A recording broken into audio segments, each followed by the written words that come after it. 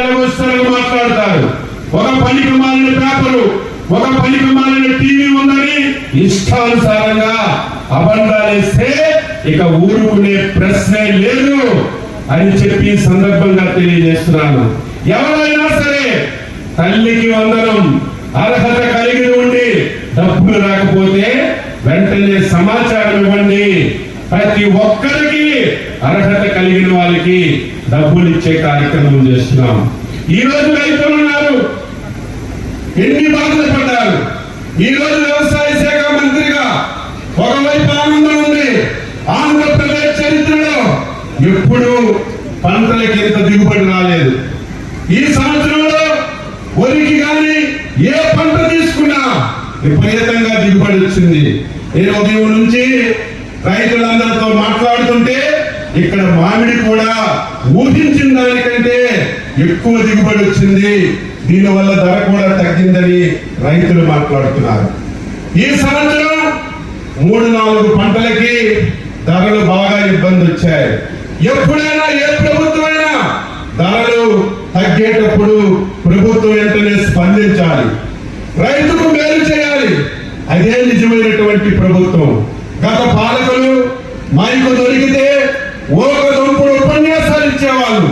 3,000 కోట్ల రూపాయలు ఏదైతే ధరలు తగ్గితే మేము వెంటనే మార్కెట్ ఇంటర్వెన్షన్ ఫండ్ కింద రైతుకు మేలు చేస్తున్నామని 5 సంవత్సరాలు ఎక్కడికక్కడ చెప్పారు. నేను మంత్రి అయిన తర్వాత మొత్తం రికార్డులు చూస్తే 5 సంవత్సరాల్లో ఒక్క పైసా అంటే ఒక్క పైసా రైతులకి సబ్సిడీ ఇచ్చిన పరిస్థితి లేదు. మేము వచ్చాం, సంవత్సర కాలం అయింది. మొదటి 9 మాసాల్లో 130 కోట్లు బడ్జెట్ లో పెట్టి 90 కోట్లు ఖర్చు పెట్టాం. టమాటాలు తగ్గినా దానికి ధర ఇచ్చాం, ఉల్లిపాయలు తగ్గినా దానికి ధర ఇచ్చాం. ఏది ధర తగ్గినా వాళ్ళకి డబ్బులు ఇచ్చి కొంతవరకు సహాయపడ్డాం. ఈ మధ్య కాలంలో మీరు చూశారు, ఈ రాష్ట్రంలో 3-4 పంటలు ధరలు బాగా తగ్గి రైతులు అవస్థపడుతున్నారు. ఒకటి మిర్చి ధర తగ్గితే కేంద్ర ప్రభుత్వంతో మాట్లాడి సమస్యని పరిష్కరించడానికి ప్రయత్నం చేశాం. నిన్న మొన్న కోకో ధరలు తగ్గాయి, ఫ్యాక్టరీ వాళ్ళతో మాట్లాడాం, వాళ్ళకి చెప్పాం మేము ఇంతకంటే ఎక్కువ ఇవ్వలేమంటే రాష్ట్ర ప్రభుత్వమే కేజీకి 50 రూపాయలు సబ్సిడీ ఇచ్చి ఈ రోజు 5 రూపాయలకి కేజీ కొనే కార్యక్రమం చేశాం. నిన్న పొగాకు సమస్య వచ్చింది. దేశ చరిత్రలో ఏ రాష్ట్రం పొగాకు ప్రభుత్వం కొన్ని సందర్భాలు లేవు. మనం మార్కెట్ ఫెడ్లు దించాం. మార్కెట్ యార్డుల్లో పొగాకు కొని 12,000 రూపాయలకి తక్కువ లేకుండా పొగాకు కొనే కార్యక్రమం చేస్తున్నాం.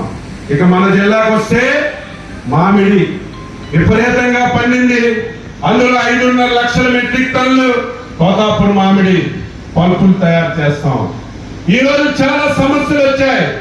ఎప్పుడే సమస్య వచ్చిన తర్వాత ప్రభుత్వం స్పందించడం కాదు, ఇక్కడ ప్రజాప్రతినిధులు అధికారులు ఈ జిల్లాలో మామిడి బాగా పండింది, ధరలు తగ్గే పరిస్థితి వస్తుంది, ప్రభుత్వం వెంటనే చర్యలు తీసుకోవాలని జిల్లా యంత్రాంగం మా దృష్టిలో పెట్టారు. ఎవరైతే ప్రజాప్రతినిధులు ఉన్నారో మా దృష్టిలో పెట్టారు. వెంటనే 1-2 సమావేశాలు పెట్టాం. మా డైరెక్టర్ గారు ఇక్కడే వారం రోజులుండి ఏంటి మామిడి పరిస్థితి, ఏం చేస్తే రైతుకు మేలు జరుగుతుంది, ఎంత పెట్టుబడి పెట్టారని వారం రోజులు ఇక్కడే ఉండి సమస్యలన్నీ కూడా తెలుసుకొని ముఖ్యమంత్రి గారి దృష్టిలో పెట్టాం. ఫ్యాక్టరీలు కలిగితే మేము కొనలేము, మేము అంత ఇవ్వలేము, గత సంవత్సరం కొందే మా దగ్గర స్టాక్ ఉంది, మేమేం చేయాలని చేతులు ఎత్తారు. ఎవరు కూడా చేతులు ఎత్తడానికి వీల్లేదు. మీరు మేము కలిసి రైతుకు నష్టం జరగకూడదని కేజీని 12 రూపాయలకు ఒక పైసా తక్కువ లేకుండా కొనమని చెప్పి ఆదేశాలు ఇచ్చాము. మీరు 8 రూపాయలు ఇవ్వండి, మేము 4 రూపాయలు ఇస్తామని స్పష్టమైన ఆదేశాలు ఇచ్చాము. ఇచ్చిన ఆదేశాలు ఎక్కడ విజయవాడలో కూర్చొని అమలు జరుగుతాయనే ఆలోచన కాకుండా నేరుగా మంత్రిగా నేను మా డిపార్ట్మెంట్ అంతా రైతుల దగ్గరికి వచ్చాం, రైతులతో మాట్లాడాం, పరిశ్రమలకు వెళ్ళాం, పరిశ్రమల దగ్గర చూసాం. ఈ రోజు మీ సమస్యలు కూడా వింటాం. కొన్ని దగ్గరలో 6 రూపాయలు కొంటున్నారు, కొన్ని దగ్గర 7 రూపాయలు కొంటున్నారు. ఇప్పుడే నేను ఒక ఫ్యాక్టరీకి వెళ్తే 8 రూపాయలు కొంటున్నారు. ఇక ఎవరు కూడా 6, 7, 8 వివిధ రకాల రేట్లు పెట్టకుండా ప్రతి ఒక్కరూ 8 రూపాయలు ఇవ్వాల్సిన అవసరం ఉంది. ముందు సంవత్సరం విపరీతంగా ధరలు వచ్చాయి. ఆ డబ్బు మనకి ఇవ్వలేదే, ఇవ్వమని మనం అడగలేదే. ఆ రోజు వాళ్ళకి లాభాలు వచ్చాయి. ఈ రోజు రైతులు ఇబ్బందుల్లో ఉన్నారు కాబట్టి ప్రభుత్వం తన పని తను చేసుకుపోతుంది. ఎవరిని బతిమలాడవలసిన అవసరం లేదని స్పష్టంగా పరిశ్రమలు వాళ్ళకి చెప్పా, వాళ్ళు మాటిస్తామని చెప్పారు. రైతులు కూడా ఆలోచన చేయాలి. ఇదేదో ప్రభుత్వం 4 రూపాయలు కేజీకి ఇస్తుంది, ఇదేదో 10 రోజులు 15 రోజులు ఇస్తుంది. మన చెట్టుకున్న కాయలన్నీ పండినా పండకపోయినా పిందులైనా మొత్తం కోసేసి ఇచ్చేద్దామని ఆతృతుంది. ఆ ఆతృత మీరు పడవలసిన అవసరం లేదు. మేము మాటిచ్చాం, ప్రతి చివరి కాయ వరకు కొని వారికి మేము ఇచ్చిన మాట ప్రకారం కేజీకి 4 రూపాయలు ఇచ్చే కార్యక్రమం చేస్తున్నాం. మీరు ఎక్కడైనా అమ్మండి, మండీకి వెళ్ళి అమ్మండి, ఫ్యాక్టరీకి వెళ్ళి అమ్మండి, ఎవరైనా వర్తకుల దగ్గరికి వెళ్ళండి. మా డిపార్ట్మెంట్ ఉంటుంది, రిజిస్ట్రేషన్ చేసుకుంటారు. రైతు ఎన్ని కేజీలు తెచ్చాడు, ఫోన్ నెంబరు, మీ అకౌంట్ నెంబరు, వివరాలన్నీ కూడా రిజిస్టర్ చేసుకుని మీకు ఒక స్లిప్ ఇస్తారు.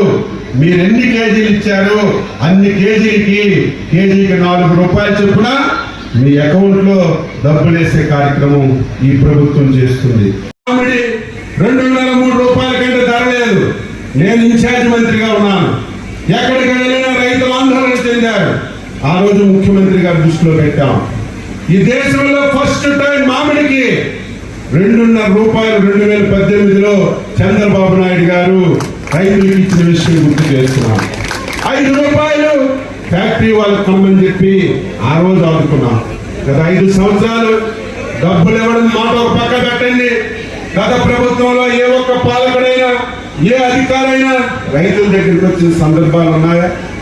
ఎవరైనా సమస్యలు తెలుసుకున్నారా అని ఒక్కసారి రైతులందరూ ఆలోచన చేయాలని ఈ సందర్భంగా తెలియజేస్తూ, తప్పనిసరిగా ఏదైతే మాట ఇచ్చామో మాట ప్రకారం మొత్తం మామిడంతా కొనే బాధ్యత తీసుకుంటామని ఈ సందర్భంగా తెలియజేస్తూ, మా ఎమ్మెల్యే గారు ఎంపీ గారు బ్రహ్మాండమైనటువంటి మండి 30 ఎకరాల్లో ఊరుకు బయట చాలా చక్కగా ఉంది.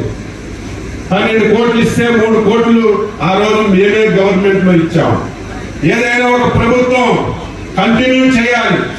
అదే 3 కోట్ల రూపాయలు 12 కోట్లు ఖర్చు చేస్తే బ్రహ్మాండమైనటువంటి యార్డు తయారయ్యేది. మనం ఎవరికి బతిమలాడ అవసరం లేదు. మొత్తం మామిడంతా ఇక్కడే కొంటాం. ఎవరు ఫ్యాక్టరీ కావాలంటే వాళ్ళే వచ్చి తీసుకెళ్లే అవకాశం మనకి భవిష్యత్తులో ఉంటుంది. కాబట్టి తప్పనిసరిగా ఆర్థికంగా చాలా ఇబ్బందులు ఉన్నాయి, చాలా సమస్యలు ఉన్నాయి. అయినా సరే తప్పనిసరిగా ఏదైతే ఈ మార్కెట్ యార్డ్కి అవసరమైనటువంటి నిధులు మంజూరు చేసి ఇది ఒక మోడల్ మార్కెట్ గా తయారు చేసి తప్పనిసరిగా రైతులకి మేలు చేస్తామని ఈ సందర్భంగా తెలియజేస్తూ, మీరందరూ ఈ 10-15 రోజులు ఇంకొక పని లేదు, ఒక యాప్ తయారు చేస్తున్నాం. ఏ రోజు ఎంత రేటు ఉంది, ఏ కంపెనీ వాళ్ళు ఎంత రేటు ఇస్తున్నారు అనునిత్యం పర్యవేక్షించి ఏ ఒక్క రైతుకి ఇబ్బంది లేకుండా అందరికీ మేలు జరిగే విధంగా ఈ ప్రభుత్వం ఎట్టి పరిస్థితిలో విడిచిపెట్టకుండా కృషి చేస్తుందని ఈ సందర్భంగా తెలియజేస్తూ, ఈ రోజు అన్ని ప్రాంతాలకు వెళ్ళాం, చాలా ఆనందపడ్డారు. రైతులు నా దగ్గరికి వచ్చి 2 రూపాయలు ఇస్తారనుకున్నామండి, మీరు ఒకేసారి 4 రూపాయలు ఇచ్చారని ఎంతో ఆనందం పడుతున్నారు. ఇదేదో మనం కాదు, మన పక్కన 2 రాష్ట్రాలు ఉన్నాయి. ఈరోజు తమిళనాడు ఉంది, కర్ణాటక ఉంది, అక్కడ 4 రూపాయలకు కూడా కొనే నాదులు లేవు. అక్కడి నుంచి రైతులందరూ ఆంధ్రాలో మంచి రేట్ వస్తుందని మొత్తం ఇక్కడికి తీసుకొచ్చే పరిస్థితి ప్రయత్నం చేస్తున్నారు. దాన్ని అరికట్టాలి. ఫస్ట్ ప్రయారిటీ మన రైతులు పండించినటువంటి ఈ మామిడిని పూర్తి స్థాయిలో కొనాలని, అవసరమైతే చెక్ పోస్టులు కూడా పెట్టి మన రైతుకి నష్టం జరగకుండా మేలు చేయాలని ప్రయత్నం చేస్తున్నాం. ఇంకా మీరు ఏమైనా సలహాలు సూచనలు ఇస్తే దాన్ని కూడా అమలు చేస్తామని ఈ సందర్భంగా తెలియజేస్తూ అందరికీ నమస్కరిస్తూ సెలవు తీసుకుంటున్నాం. జై హింద్. ఈరోజు ఎంతో శ్రమ తీసుకొని మన మినిస్టర్ గారు ఇక్కడ దాకా ఎందుకు వచ్చారంటే, మనం పడుతున్న బాధలు, ఈ మ్యాంగో పంట గురించి మన రైతులు పడుతున్న బాధల గురించి వాళ్ళు తీసుకున్న నిర్ణయాన్ని చెప్పడమే కాకుండా ఇంకా ఏమైనా సమస్యలు ఉన్నాయో తెలుసుకుందాం అనే విషయాన్ని తీసుకోవడానికి వచ్చారు. అట్లాగే ఫ్యాక్టరీ యజమానులు ప్రభుత్వం తీసుకున్న నిర్ణయాన్ని గౌరవిస్తుందా లేదా చూడడానికి వచ్చారు. సో ఆ విధంగానే 2-3 ఫ్యాక్టరీలు కూడా విజిట్ చేశారు. సో కొంతమంది ₹6, కొంతమంది ₹7, కొంతమంది ₹8 ఇస్తున్నారు. కానీ ఆ మిగిలిన ₹4 ప్రభుత్వం సబ్సిడీ రూపంలో ఇవ్వడానికి తీసుకున్న గొప్ప నిర్ణయాన్ని కూడా మనం అభినందించాలి. మన చిత్తూరు డిస్ట్రిక్ట్ తరఫున ఆనరబుల్ మినిస్టర్ గారికి, అచ్చెన్నాయుడు గారికి, ఆనరబుల్ సీఎం చంద్రబాబు నాయుడు కూడా మనం అందరం కృతజ్ఞతలు చెప్తున్నాం ఈ సందర్భంగా. అట్లాగే మనం దీనిలో 2 సమస్యలు ఉన్నాయి. ఇప్పుడే మేము గ్రామాంతరంలో చిన్న మీటింగ్లో మాట్లాడుకున్నాం. ఒకటి రైతుల సమస్య. ఈ రైతుల దగ్గర నుంచి ఈ ప్రాసెసింగ్ యూనిట్లు స్టాక్ తీసుకోవడం వల్ల, డిమాండ్ సప్లై వలన ఇక్కడ ఎక్కువ పంట వచ్చింది, అక్కడ వాళ్ళకి అవసరం లేన పరిస్థితి వలన రేటు పడిపోయింది. దానికి కానీ ఇది అడ్రస్ చేసేసారు. అయితే వాడు చెప్తున్న, మన కలెక్టర్ గారి మీటింగ్లో వాడు చెప్తున్న కారణం ఏంటంటే, గత 2 సంవత్సరాలుగా వాళ్ళ దగ్గర స్టాక్ ఉండిపోయింది. 2023-24 స్టాక్ అట్లాగే ఉంది. అట్లాగే 22-23 మాత్రం పోయింది. ఈ సందర్భంలో మేము పంపించడం కష్టం ఉందని చెప్పారు. కానీ దానికి కానీ ఈ స్టాక్ తీసుకోపోవడానికి రేటుకి సంబంధం లేదనేది మన కలెక్టర్ గారు మాట్లాడారు. ఈ రేటులో మీరు చేస్తున్న దానికి సంబంధం లేదు. అయినా కూడా గవర్నమెంట్ మన మంత్రి గారు ఇంటర్ఫియర్ అయిపోయి దాన్ని సాల్వ్ చేశారు. అయితే వాళ్ళ సమస్యలు కూడా ఉన్నాయి. వాళ్ళు దేని నుంచి ఆ పలుపులు పంపలేకపోతున్నారు. ఇంతకుముందు ఎక్స్పోర్ట్ చేయగలిగారు, ఎగుమతులు చేయగలిగారు.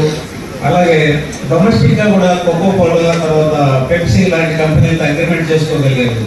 కానీ ఈ సంవత్సరం దానికి ఎందుకు ఆగిపోయినదంటే, నిన్న అంతర్జాతీయ ఉన్న పరిస్థితుల వలన వాళ్ళు ఇక్కడ నుంచి ఎగుమతి చేసుకోవడం ఆగిపోయింది. అట్లాగే మన కోకో కోలా, పెప్సీ లాంటి కంపెనీలు, మాజాయిలు తయారు చేసే కంపెనీలు కంటెంట్ని, మన పల్ప్ కంటెంట్ పర్సంటేజ్ తగ్గించేసినాయి. వాళ్ళు దీనికి ఉన్న ప్రాబ్లం. సో దానివల్ల కూడా ఇబ్బందులు అవుతా ఉన్నాయి. అట్లాగే అంతర్జాతీయంగా కూడా మనం ఎక్కడైతే ప్రాబ్లం ఉందో అక్కడ నుంచి ఎగుమతులు వేరే కంట్రీలకి, ఐరోపా లాంటి కంట్రీలకి పంపిద్దామంటే అక్కడ కూడా మనకి దిగుమతి సుంకం మనకి డిఫరెంట్గా క్రియేట్ చేయడం వల్ల అక్కడ కూడా ప్రాబ్లం వస్తుంది. దాన్ని కూడా మనం సెంట్రల్ గవర్నమెంట్లో కేంద్ర మంత్రి, కమర్షియల్ మినిస్ట్రీ, కేంద్ర వాణిజ్య మంత్రి అంటారు, ఆయనకి రిక్వెస్ట్ చేసి మనం రిప్రజెంటేషన్ పెట్టాం.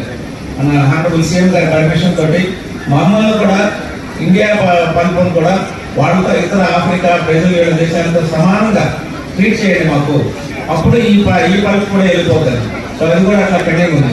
సో వాళ్ళ సమస్యలు వాళ్ళు చెప్తున్నారు. ఇది ఎంతవరకు నిజం, ఏది ఏమైనప్పటికీ వాళ్ళు ఉన్నా కూడా గవర్నమెంట్ తీసుకున్న నిర్ణయాన్ని ఈరోజు ఆనరబుల్ మినిస్టర్ గారు అసెప్టివ్గా చెప్పడం జరిగింది.